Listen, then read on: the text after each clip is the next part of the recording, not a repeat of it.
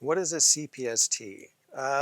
CPST stands for Child Passenger Safety Technician, and being a certified CPST means that you've gone through a certification process which involves class time, it involves a seat check at the end of the certification class, and then it involves recertification with continuing education units or CEUs.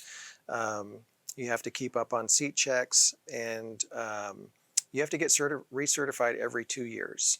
And the cool thing about being a CPST is anybody over the age of 18 can get certified, and then you can go out into your community and help make sure that kids are riding safe in their car seats, which is a great way to give back to your community.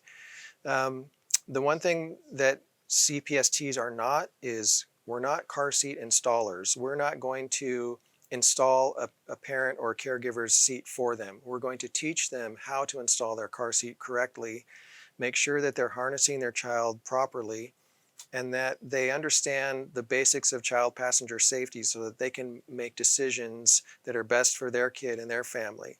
We can help with recommending seats for their family situation, but we're not going to recommend one brand over another because that's not what our role is. Our role is to help the family with their current situation and get seats that fit what they need to make their family safe when they travel on the road.